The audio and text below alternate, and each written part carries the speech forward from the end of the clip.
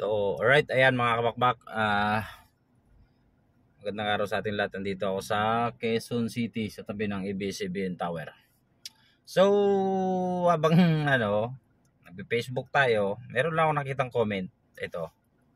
Yan. Bali dalawa yan. Yung comment na yan, no? Isa to, itong una, yung pangalawa. Sabi niya, hindi daw siya believe sa akin. Ayan, di ba? Nakalagay naman, hindi siya believe sa akin kasi nga dati daw siya ginagawa niya rin daw yan dati. Walang camera during pandemic, di ba? Walang camera at marinig niya lang daw salamat, tutuwa na raw siya. Totoo naman yun. Wala namang problema dun. Pinasalamatan ka, tuwa ka, tumulong ka, matuwa ka. Tapos ito namang isa, taga-tagig pa to. May kuno pa sa dulo. Kuno. So, sasagutin ko lang tong dalawa na to, no? Unang-una, mga paps, ikaw, joyride rider din. Diba? Bumabiyahe ka rin. Ako kasi, may trabaho talaga ako. Kagaya nito, dito ako sa sasakyan. Isa ako sa driver ng company. So, gusto ko lang ikaw makausap dito sa video ko. Ayan, na-content tuloy kita. Joyride rider ka rin, diba? Isa lang sasabihin ko sa'yo. Ito lang muna. Ang ginagawa ko, hindi lang para sa akin. Bagkus, dahil joyride ka, pwedeng para rin sa'yo. Diba? Kasi, nakikita ng ibang tao na mayroong joyride rider na nagbibigay ng libreng sakay. So, sa tingin mo, ano yung may isip ng mga kliyente natin or passenger natin or CS sa ginagawa ko bilang isang nagbibigay ng libreng sakay? Di ba? Sa tingin mo, iisipin ba nila na ay manyakis tong driver na to kasi nagbibigay ng libreng sakay? Di ba? Di ba?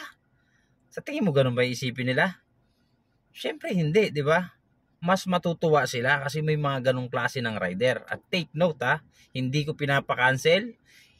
Talagang kinukumplit ko yan. Nacha-charge sa akin yan. Diba?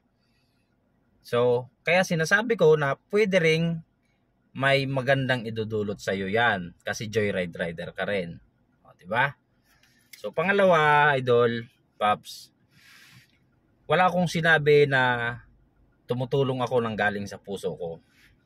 Ipokrito akong tao kung sasabihin ko sa inyo na ginagawa ko to para lang gusto ko, dahil gusto ko makatulong lang din talaga at bukal na bukal sa puso ko. At hanggang kamatayan gagawin ko. Ipokrito akong tao kung gano'n ang dahilan. Siyempre, ginagawa ko yan, number one, para sa aking content. Diba? Content as a vlogger or small vlogger, di ba? Siyempre, sa panahon ngayon, para magkaroon ka ng extra income, kailangan mong gumawa ng effort. At alam naman natin, sa social media, pwede kang magkaroon ng income kung papalarin ka. At sa panahon ngayon, paps, mangmang na lang ang hindi nakakaintindi sa ginagawa ng mga vlogger. Tumutulong for the views, for the income, 'di ba? Hindi ko alam kung saan galing kang lupalop. Bakit naiisip mo na hindi kabiliban yung mga taong gumagawa ng video, tumutulong tapos ipopost sa social media? Alam mo, simula pa nung unang panahon, kung meron ng television nung that time, walang pinagkaiba yung ginagawa ng mga vlogger ngayon at saka doon sa ginagawa ng mga TV kaganyan, ABS-CBN, na dating sikat na sikat, di ba? Ganon din yun. Scripted nga lang doon mas marami. Dito, actual ginagawa mo, no? Kaya, hindi ko sinasabi na hindi ako naghahabol sa income sa social media. Di ba? Pero, ito na masasabi ko sa'yo. Kakasimula ko pa lang, binabash mo na. Diyos ko naman kayong dalawa. Hindi pa nga lumalago eh. Pero anyway, hindi naman ako papatalo sa inyo. Kasi ang motto ko talaga, ang goal ko talaga dito is mapalago, mas maparami pa, marami pang makaranas ng makasakay ng libre sa akin nang hindi kinakancel. 'Di ba?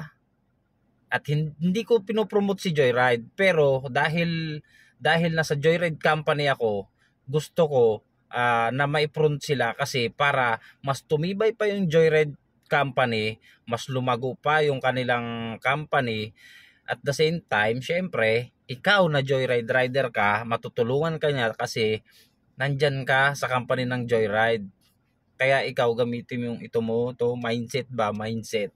Hindi yung dakdakan ng dakdak eh. Diba? Nagjo-joyride ka rin naman. Kung ayaw mo yung video, skip mo. Pero tama lang yan, mag-comment ka para may content ako, di ba? Kasi nasa trabaho ako ngayon. Mamayang gabi, babiyahe ako. Okay? Tapos ito namang isa, taga-tagig ka pa. Paps, baka minsan, asawa mo o anak mo, kung may anak ka mang nag-aaral, baka sila yung maisakay ko. Sa tingin ko naman, kakampi ko yung pamilya mo na maisasakay ko. Hindi kakampi yun sa'yo. May pakuno-kuno ka pang nalalaman, kuno-kuno ka ba, di ba? Huwag ganyan. Magtagig din ako eh. Parehas pa tayong taga-tagig. Pero anyway, Paps, maraming salamat sa inyong dalawa. Hindi na zero yung content ko ngayong araw. At bukas, abangan nyo, kakapost ko lang, dahil kumita tayo ng kaunti kagabi, babiyahe ako bukas. Yung unang biyahe ko, ililibre ko na naman. Wow. Diba? So, kayong dalawa, may cellphone na siguro kayo, gawa rin kayo ng content nyo, post nyo sa social media, gawa rin kayo ng page. Yun lang. Diba? Saka unang-una, wala akong income dito. Siguro, mga 10 years pa. Abangan nyo 10 years, babalikan ko kayo ha. Lilibre ko kayo ng puto. So, ayun lang mga kabakbak, no? Sorry, at dahil pinapatulang ko yung mga basher ko, syempre, ganun ako eh. Bakit ko kayo pagbibigyan? Bakit ko magpapasawalang kibo? Igagawin ko kayong content, di ba? Yun lang yun. Peace out, ha? Ingat, ari sa lahat sa'yo pare. Ingat ka, ha? Okay, bye-bye.